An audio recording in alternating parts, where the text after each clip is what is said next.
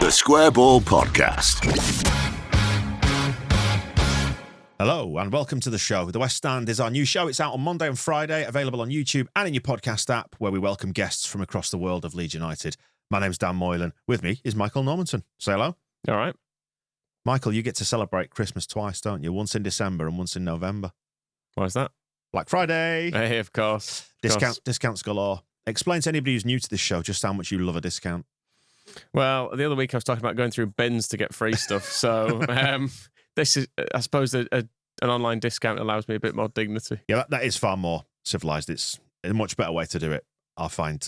We have got an exclusive Black Friday deal from NordVPN. I was already a paying customer of NordVPN. With them, you get speed, the fastest VPN in the world, privacy for you and your data on public Wi-Fi, for example.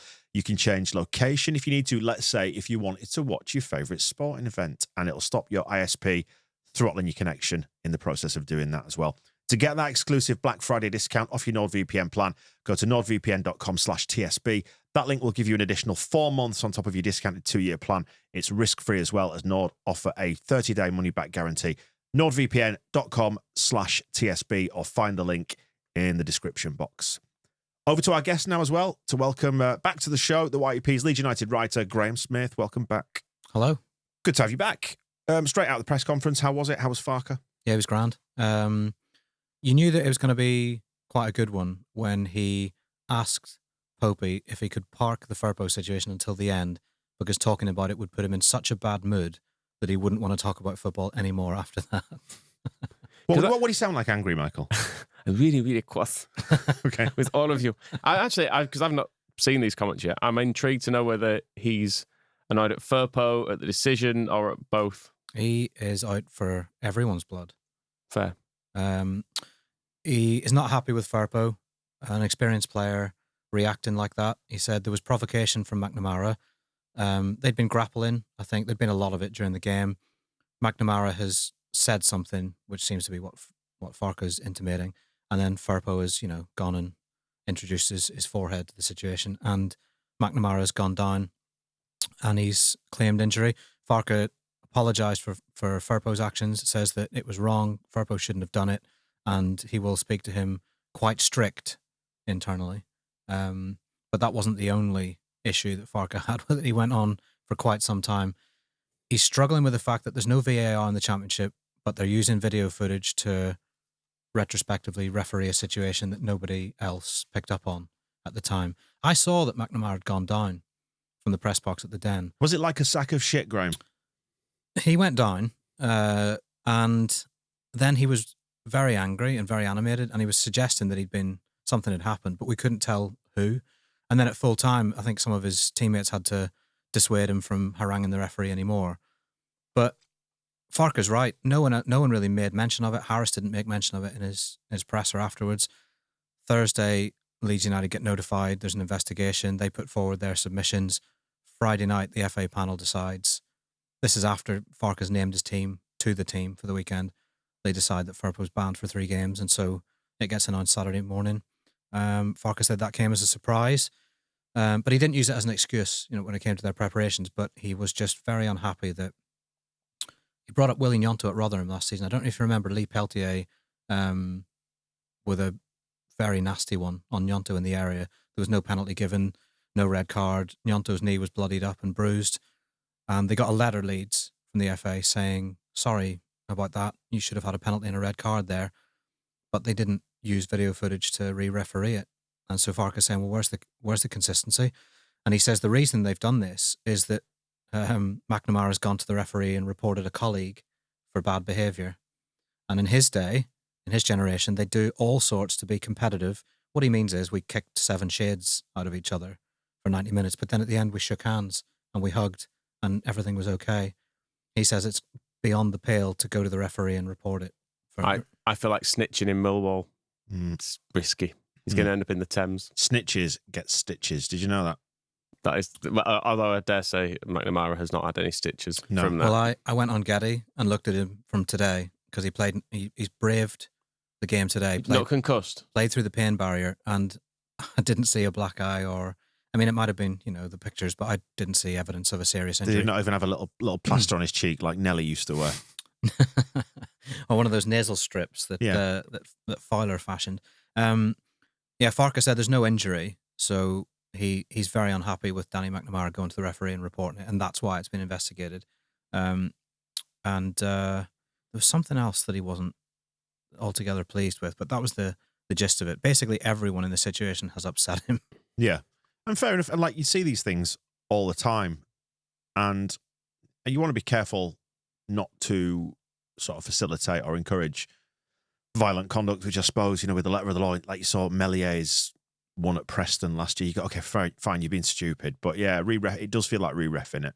If it wasn't seen, it wasn't seen. And if he doesn't go down, they probably look at the footage and they go, whatever. I think it's more that he's gone down and then he's made a real point of it. So the referee's written it in his report. This player is reporting he's been headbutted. That's why it's because it's gone in the ref's report. Right. So, but Farke's point was that by banning Firpo, they've rewarded McNamara for informing, essentially. Right. He's called him a bad grass. And those were those exact words. I'm translating. Yeah. And because he has, they've rewarded him by getting Firpo banned. That's how Farke sees it. So he says they're sending the wrong message and educating players. Whereas why he liked English football when he was growing up was that if a player was diving, his own fans would boo him and educate him that we don't do that here. That's probably not the case anymore, is it? But I don't know if I agree with all his points on it. I think you have to educate players that if something is beyond the pale and it happens and no one sees it, you should report it. I would say that's more to do with things that are said, that shouldn't be said. I don't know if it's hard to tell from the video, isn't it, how much impact there was? But I think Danny McNamara is probably all right. Yeah. He survived. He made it through the night. There's no, unless he's got a very strong follow through on the headbutt, Junior Firpo, and he doesn't strike me as a fighter either. No, and his head's not it's not like you're being headbutted by Pascal Stroik or there's like Jake Cooper. If big Jake Cooper landed a headbutt on you, I think you'd know it. Well, you wouldn't know about it until about 3 days later. So what I can deduce from this is that we are taking the good aspects of Firpo's character and automatically assuming that McNamara's are all bad. Correct. And adopting a worldview based on that. I think I have which a problem. Is fine because this is a Leeds show. I have a general problem with this as a rule, and also the raising your hands thing, because you quite often see as well players get sent off. They'll do this is admittedly for the video. You'll see someone give like a little shove to the face, the sort of thing that doesn't hurt at all, not even for a second.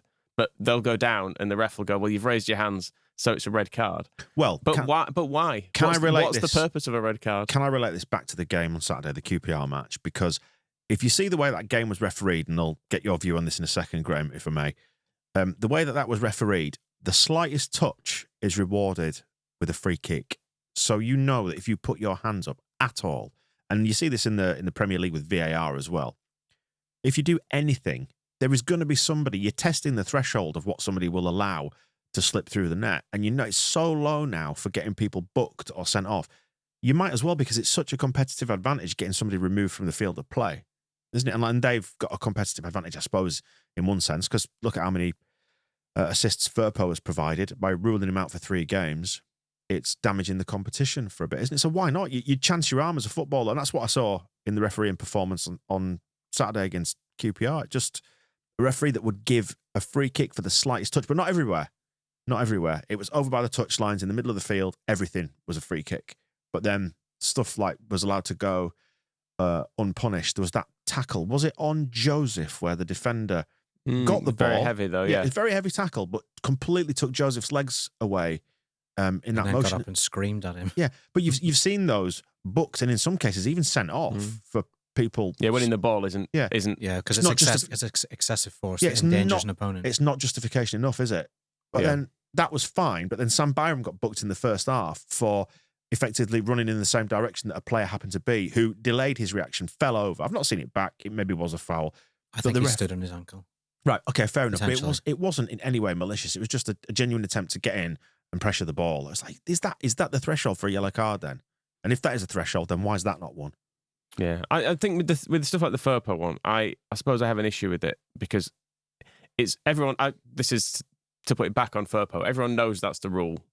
If you get caught doing it, you will be sent off. But what's the point of it as a rule? You've not hurt anyone. It's not affected the game. It's not. Do you want to see claret spilled? Is that what it is? You might as well get your money's worth if you're going to get sent off for it. Yeah. But if you ask most fans, get that 3-game ban turned into a 10. Well, exactly. But if you're going to ask most fans what rules need changing to actually, I was going to say on the match ball, I did advocate for violence returning to both the pitch and the terraces, didn't I? So, sorry, go on. But if, like, in terms of what actually ruins a game, like time wasting ruins a game more than that. And nothing's done about it week in, week out. You'll see a goalkeeper catch the ball. They'll do that thing where they catch it, then they lay down with it for 10 seconds, then they stand up and they hold it for another 15 seconds. Then they kick it. And that's an unpunished offence, and it makes every game you watch worse. But then there's this weird nitpicky thing of like, oh, well, he has raised a hand, so that's got to be a red card. It's like, well, but why? Yeah. He's raised a hand to not hurt anyone. He's put his head into him, but not to hurt anyone. In some situations, you see, essentially, when players go head-to-head, the one who falls over first gets away with it. The other one gets sent off. It's quite often the setup as well with these things. So, I don't know. I think bring back some headbutting.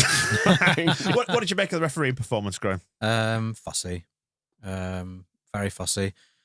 I also a further think, manifestation of the conspiracy against Leeds United at FA and EFL level. I don't know about that.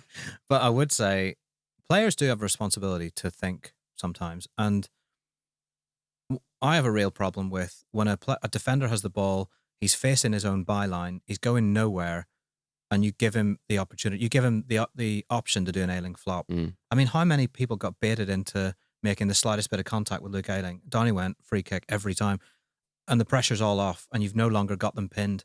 I don't understand why players do it. Just stand off. And why refs allow it as well, because they'll give a free kick in that situation for the most minuscule level of contact. They're never giving a penalty for that same offence. No, it's funny that some rules are applied differently depending on where you are on the pitch. But again, I just think there was a few today where I thought, why have you given him the option to do that? Sometimes Aronson, sometimes because he's so frenetic in his movement, sometimes he goes in like with a bit too much when a player's got his back to them and gives them the option of a free kick. But there was others today. I think Tanaka gave away a few free kicks today, actually, and Byram was one, and maybe Dan James as well. And it just felt to me like, if you know this referee is really fussy and he's given everything in certain areas, don't do it. There was a funny situation today, actually. Our right back position, when I think it was Varane who got the ball, number 40, and I think we had two players closing him down, and I said, don't foul him. Then he did them both and made him look stupid, and then went back and did them both again, and then he got away from him. I was like, you should have fouled him. It wouldn't have been hard as well with that referee who would, like I say, would give a free kick under those circumstances for the slightest touch. But I do remember one over on the far side in front of the QPR fans, and it was exactly the thing that you're describing. The fullback had it there, and I think at some point somebody just gave him the lightest touch. He must have just waited for the first bit of contact of, I think it might have been Bogle who gave it away, just like, jockeying around the back, and then as soon as he felt that touch, went down, and it's over. And they all do it, don't they? Like, we laughed at Ayling doing it, but that was because it was to our benefit, not the opposition. So, but yeah, if it happens in the penalty area, you're never ever getting a penalty for that. No. Yeah. If it's a free kick in the corner, it's an inconsequential thing, isn't it? And it's a defensive free kick as well. They're not going to score from it. That's what I mean. If you let it go and the opposition get in and score, people then go back and look at it and go, oh, actually, was he kind of foul? But it's always the same free kick. It's the defender, they let the ball roll, they stop or take a step back, so they get a contact and they go down. It's like, so stop that, bring back headbutting, stop that. Now we've done the old men shouting at cloud bit. What do we take from Leeds United's victory against QPR? What do you think from a press point of view? Because we were saying on the match ball, like it felt like a proper sort of 6 or 7 out of 10 routine home win, minimal jeopardy. Atmosphere was a bit flat in the stadium. Everyone's just kind of waiting for us to chalk another 3 points off and move on. There was a point in the second half early on where the fans were really into it, or they were trying to get into it, and then I think was that when we had the Champions Europe yeah. started up? That struck me that started out of boredom almost, though. Yeah, but it kind of fizzled out after a while, and people almost kind of got sucked into the flatness of the game, because the game wasn't a barn burner by any stretch, was it? It was very, very functional Leeds United victory. There was no real jeopardy of. I mean, there was that one chance that QPR put over the bar, Celan, wasn't it? Curled it over the top. But beyond that, they didn't have anything really in the game. And you never thought this is going to end 1-1. So it was just another one of those, really. There's just going to be a few of those. Sometimes there isn't any excitement because Leeds United control the game so well and so tightly. It's just that you'd like a little bit more of fireworks at the other end. You expect there'll probably be some more jeopardy in the Swansea away game after the break, just by virtue of the fact that we are not playing at home. So you don't necessarily have that same element of control. And we'll probably hate that as well. So why aren't we in control of this game? Maybe another airing for the blue kit. On to other stuff, though. We've seen some staffing changes at Elland Road, particularly in the recruitment department, which is, I think is it quite significant because we are mid-season? And what does it say about what happened in the summer? Yeah, it's interesting. So Greta Steinson is moving on up and out. Like Curtis Mayfield. Exactly. There will still be some crossover with Leeds United. It won't be day to day for him with Leeds United. Yet to have his new role fully explained. It would be interesting actually to see what he's actually going to be doing. Because Leeds United are the only football club, correct, that the 49ers own. Mm. And he seems to have been elevated to a position to oversee the one football club. Yeah, unless they have plans for further football club or further dealings in the sport. It'll be interesting to watch that one. But back at Leeds, Jordan Miles is also departing, but he's departing proper to pursue something somewhere else. He's not been here very long. Was it February he joined? I don't think he was at Aberdeen all that long either. And the new head of recruitment will be Alex Davies, who has been at the club a long time, was an analyst and a scout, one of the lead scouts, I think. So he's becoming head of recruitment. And Adam Underwood, who is head of football operations, will take on more responsibility and will lead on player trading, which was Nick Hammond's baby. Nick Hammond's still there as a consultant, but with less of a consequential role, I guess. More consultant than hands-on, I think. I mean, we're aware that there wasn't total harmony, should we say. I think is probably the most diplomatic way to describe it, in terms of recruitment over the summer, which we addressed with Angus Kinnear, and he very diplomatically himself passed it off as a, I suppose, a symptom of just having all these different people involved. There are bound to be differences in opinion, but there was some stuff that we're aware of over the summer that it wasn't all great behind the scenes with some of the player recruitment. I don't know yet if we can say that is at the heart of this until we see what Steinson's really doing and how things look for January. It's hard to say if this puts Farke in a stronger position or if this is the club taking a bit more control when it comes to recruitment. The club will always say, I think, that they are fully aligned on recruitment issues. Yeah, I think it's one to watch in January just to see what kind of a sense we get about what Farke wants and what he gets. Yeah, do you think they'll do much in January? Do you think this is a move with a view to moves? I've always thought that in January they'll try and do a sign-in that helps in attacking midfield, like a 10, just to put them over the top. If you have a flair player that you can bring in, maybe on loan from a Premier League club, maybe he's not getting many minutes, and he can come in and add 6-7 assists and a few goals, then this team's going to be absolutely fine. I think that's all that was missing really at Millwall was a bit of unpredictability. Somebody like a Jorginho Rutter, that kind of player, to do something that Millwall weren't expecting, because everything that Leeds did, I think they predicted pretty well. If you go and get that kind of player in January, then what is this team lacking? I mean, defensively, incredibly sound, loads of clean sheets at home.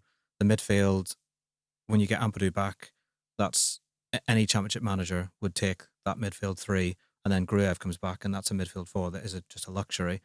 And then the wide options are good. Solomon, there's a question mark there about what they're getting versus what we thought we'd get, but Ramazani's been great. Dan James has been great. Willie Gnonto, a little bit off the ball recently, but he has been great.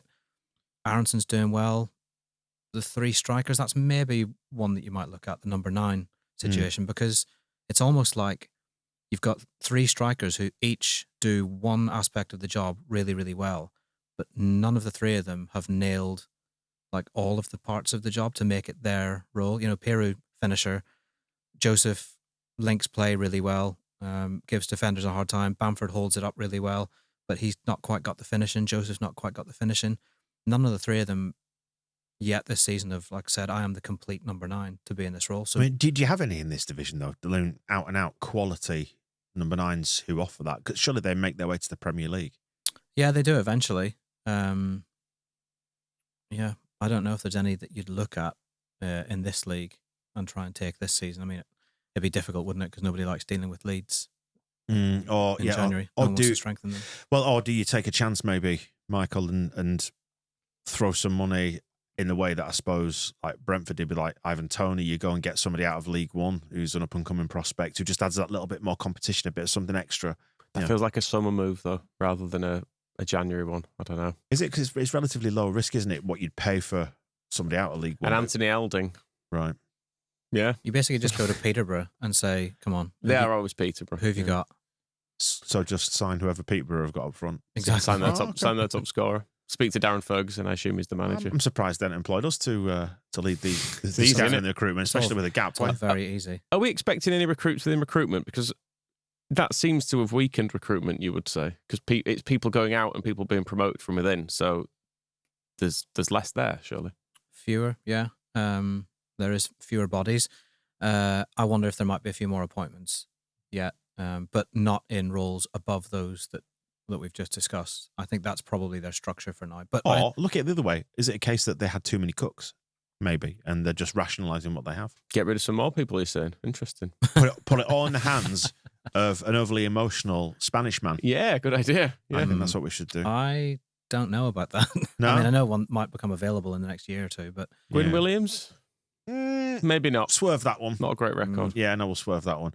But yeah, you do wonder if they just haven't quite hit that Goldilocks spot with it yet. And yeah, I think more people doing more things at Leeds is probably a good thing. But you do wonder if there's a committee of them trying to finalise transfers, and if there has been a little bit of friction about who wants what. It just seems strange I guess if there's friction, normally someone emerges as the winner. Daniel Farke, surely. It's not entirely clear who that has been in this, though, because it feels like Jordan Miles and Greta Steinson were the new people. Hammond had been there a bit longer, but it feels like all the people at the top I actually sort have of gone. lean towards what Graham was saying there. And I wonder if maybe you see what happens in January, but this is one where you see what the intended outcome is maybe in the summer, in another 6 to 8 months' time. If we go up, if we don't go up, whatever it may be, there's one eye on whatever happens, not immediately next, but after that. I don't know. Maybe we just signed Dwight Gale. Right. That was the every January for about 3 years, just signed Dwight Gale. they should have signed Gyökeres, shouldn't they? I just can't stop thinking about it. I Oh, think as- about it all the time. We As got far as I know, Ruter We got instead. Ruter, didn't we? and I love Jorginho Ruter. He was an absolute joy to watch. Brilliant footballer to watch. And, you know, they sold him on in a big money move. But wasn't Gyökeres the one in that January? I mean, what's he worth now? He would have probably got you the goals. And now he's doing it against Man City in the Champions League. He's clearly not going to be in Portugal very long. And he's going to make someone a huge amount of money. A rare slip up from Brighton, actually, because they had him, didn't they? Mm. And they let him go for But virtually they, nothing. Yeah, but they're just going to find another one. Well, that's and true. another one, and another one. Yeah, although they have spent an awful lot of money this summer, as we well know. So you wonder if they've spent all their PSR allowance and now they've got to scrimp and save and they can't find any more. I think they're fine. I think think they'll be so? just fine. No, Right. they have spent a fair bit. It is fair to say. They are like one of those lizards where you pull its tail off and another tail just pops straight out. Have you done that often? They have, in fact, just beaten Man City 2-1, Right. Exactly. so Yeah. it's fine. Mhm. I'm not too concerned for them. That's 4 defeats on the trot for Man City. Have they? Because they were in front with Man City. Oh, right. Bloody Yeah. heck. Last time I checked, it was 1-0 to Man City. That's fun, isn't it? Seeing them. It's just fun seeing anybody who's successful not being successful. That's what it is. I just wish ill on everybody who's ever slighted us or taken players that I want to have. For example, Jorginho Ruter. Man City losing 4 games on the bounce also throws a little bit of a different light on what Leeds are doing this season and how unhappy people have been at various stages and how reasonable their unhappiness is. Like the meltdown, I think you can probably call it a meltdown after Millwall, was really quite visceral online. And you think this is a team that's lost for the first time in 9 games. and that most reasonable people think is going to be in the automatic promotion mix come the end of the season. It's not a huge deal to be really angry about, but I can understand the concerns about the style of play. Yeah, it's just that frustration sometimes bubbles up, doesn't it, from under the surface when we lose, because you think we should be beating teams like Millwall. I'm doing air quotes again. But Millwall are good. Yeah, I know they're very specific. It turns out they are, aren't they? Yeah, they're very specific in what they do. And what they did against Leeds is exactly what they do and what they are. They're amazing at set pieces. They score a goal and then they're amazing at defending. And Leeds are far from the only team that's going to happen to this season. So you've just got to chalk it up as one of those. And I quite like Farke's point that Leicester lost 11 games last season and everyone lauded them for an unbelievable season. If you get a points tally like that, you still drop quite a few points. Yeah, it's as Neil Warnock once said, it's the draws that kill you in the Championship. It's not the defeats. You might as well go out and try and win games. We're on, as it stands at the minute, based on losing 2 from 15, we're on for somewhere between 6 and 7 defeats mathematically. So let's err on the side of, well, not caution, but, go the other way and say 7. So if we get 7 defeats in a Championship season, that'd be remarkable. Third place with loads of draws. Everyone absolutely delighted. So it is all fine, isn't it? It's just maybe not the all singing, all dancing fun and games that I think we'd like to see. But who gets to do that in football? Who gets to just have fun all the time? And no one's happy in football. No one. There was the one year in the Premier League, that first year from about February onwards. But nobody was there to see it. That was really it. So it wasn't really happiness. Oh, not even letting me have that. No. Miserable. I think maybe this is what Bielsa was getting at when he was talking about the fleeting joy of success. You got to enjoy it while it's there, haven't you? Because deep despair follows not long afterwards. And I suppose it takes the edge off the idea of getting promoted a bit, doesn't it? You see how much misery Ipswich are now wallowing in at the bottom end of the Premier League. And like Southampton, bottom of the Premier League, they're almost certainly going to go down because they're terrible. It's going to take... What's the point, Graham? It's going to take something. If Leeds do it this season, it's going to take really clever recruitment in the summer to make them, bomb-proof so that they don't come straight back down. And that season under Bielsa, it was absolutely remarkable what Leeds did. Like going up and finishing 9th was wild because they didn't do amazing recruitment. It was just Bielsa and players that were willing to run their absolute socks off for him. So it's going to take really, really, really clever recruitment in the summer. It's just starting to open up now, is the table, a little bit. We are 4 points clear of Watford in 4th. Burnley obviously yet to play, and Sheffield United. Sheffield United could yet overtake us with the Sheffield derby that will have been played by now by the time this one comes out. But we're not looking too bad, are we? We would have been top after the QPR game, were it not for Elan Mellier's mistake in the last minute of that game at Sunderland. So could be worse. Could be worse. Could be better. You think? Could be top. It could always be better. You could be top by 10 points. I still wouldn't trust it if we were. Somebody told me earlier today, actually, I think we were 15 points behind Leicester this time last season on a similar points total. So it goes to show how much of an outlier last year was. The division does feel different. Yeah. Just the fact that, Sunderland drawing at home to Coventry, it's not surprising, is it? Whereas at this point last year, if Leicester had done that, you'd have been shocked by it. Whereas it feels like people have got defeats in them this year. It feels more ordinary. It's very earthy. It's an empire of dirt, isn't it? Earthy, yeah. Yeah, I like that. I do like it. So we're all right. And it'll be interesting to see how the whole recruitment situation unfolds. Like I say, I think that is one for... There's going to be a delayed outcome on that almost, it feels to me. But they're all saying it's all normal behind the scenes. Everything's fine, yeah. Dan. This was all part of the plan. Of course it was. Graham, thank you. We'll do it again sometime soon, this side of Christmas, and we will see you soon. The Square Ball Podcast.